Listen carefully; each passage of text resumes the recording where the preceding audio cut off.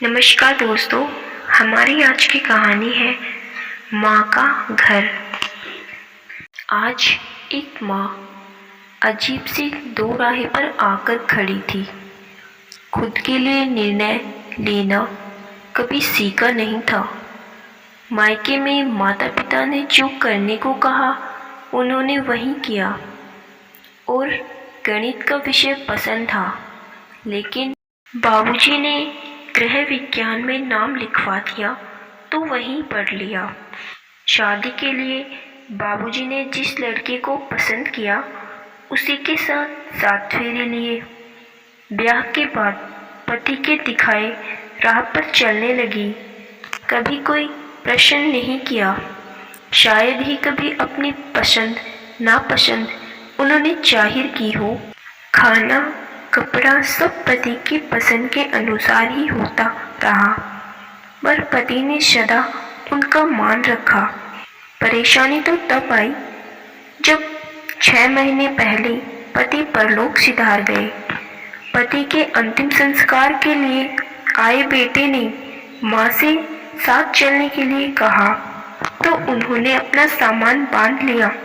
पति के साथ मिलकर बहुत जतन से सजाए अपने आशियाने को अश्रुपूरित नयनों से अलविदा कह अपनी बची कुची जिंदगी की डगर पर आगे बढ़ गई। पिछले 6 महीने से दिल्ली ही है वे, बेटे सुशील के पास। यहाँ की जिंदगी झांसी से बिल्कुल अलग है। लोग अपने अपने घरों में कैद रहते हैं। घर पर काम वाली बाई के अलावा शायद ही कोई आता हो। हाँ, शनिवार को जरूर मजलिस जमती है शराब की। सुशील के कुछ दोस्त आते हैं। देर रात तक पीना पिलाना चलता है। साथ खाने के लिए पकोड़े आदि भी बनते हैं। शुरू के कुछ हफ्ते तो उनके लिए भी नाश्ता आया, पर अब नहीं आता। शुरू में जब कभी अपने कमरे में मन नहीं लगता तो वह ड्राइंग रूम में जाकर बैठ जाती। सोचती लोगों की शक्ल दिखाई देगी तो मन लगेगा, परंतु बहू का प्रश्न आ जाता, कुछ चाहिए माँ जी? नहीं, कुछ भी तो नहीं। न जाने क्यों उनके पाँव खुद ब खुद अपने कमरे की ओर मुड़ जाते। इस तरह धीरे धीरे कमरे के बाहर ही निकलना उनका तो बंद सा हो गया था। वह उस कमरे में कैद होकर रह गई थी। सुबह शाम सुशील जरूर कुछ देर को हालचाल पूछने कमरे में आता था, पर बहू और पोते से तो कई दिनों तक मुलाकात ही नहीं होती। नाश्ता खाना सब कामवाली या सुशील के हाथों भिजवा दिया जाता। कल शाम वे अपने कमरे के ही दरवाजे पर खड़ी ड्राइंग रूम की खिड़की से बाहर की दुनिया को देखने की कोशिश कर रही थी कि उन्हें बगल के कमरे से बहू की आवाज़ सुनाई पड़ी। सुशील, मैंने नई गाड़ी बुक कर दी है। कल कुछ डाउन पेमेंट करना है। अरे, तुम भी कमाल करती हो उर्मी, पैसे कहाँ से आएंगे?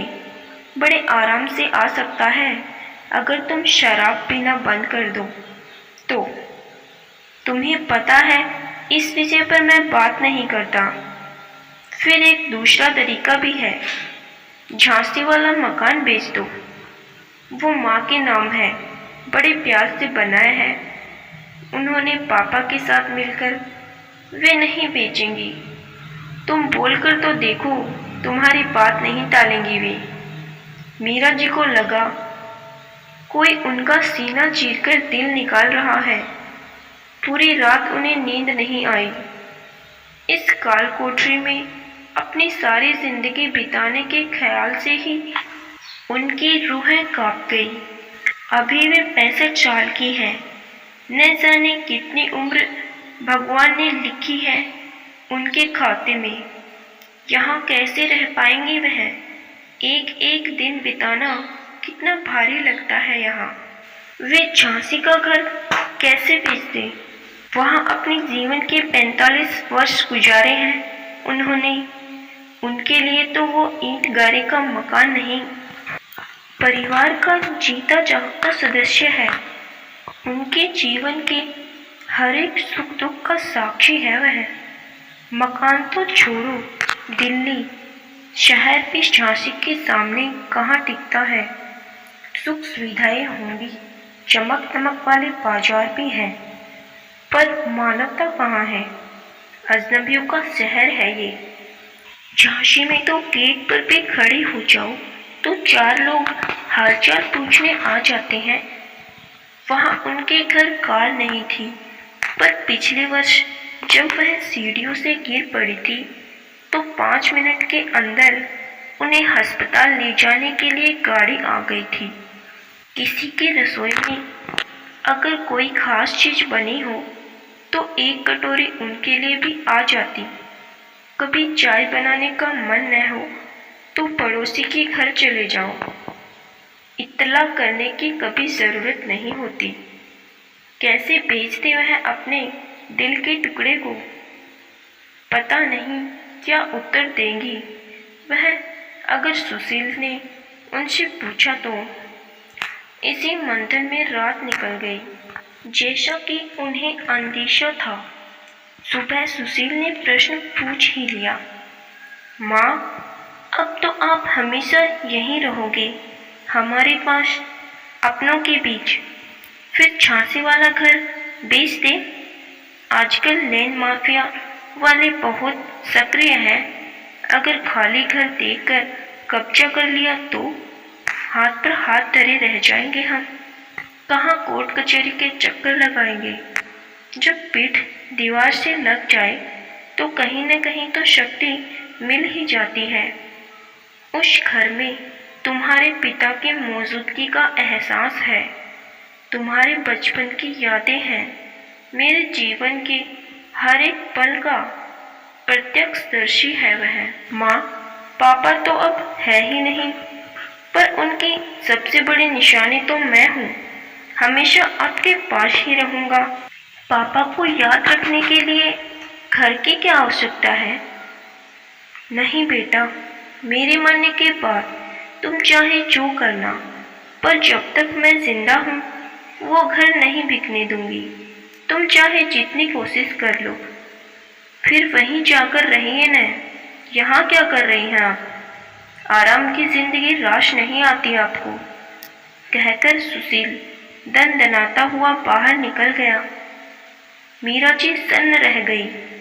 सुशील से ऐसा कुछ सुनने को मिलेगा उन्होंने सपने में भी नहीं सोचा था, पर उसके इस वक्तव्य से उन्हें निर्णय लेने का साहस मिल गया। शायद सुशील को भी एहसास हो गया था कि उसने माँ से कुछ ज़्यादा ही बुरा बोल दिया है, इसलिए वह दोपहर को ही घर आ गया। पर तब तक तो मीरा जी अपना सामान पैक कर चुकी थी। सही कह रहे थे तुम सुशील, जब मेरे पास अपना घर है तो मैं यहाँ तुम्हारे पास अपनेपन की चाहत में क्यों पड़ी हुई हूँ। झांसी में न अपनों की कोई कमी महसूस होती है बेटा, न अपनेपन की।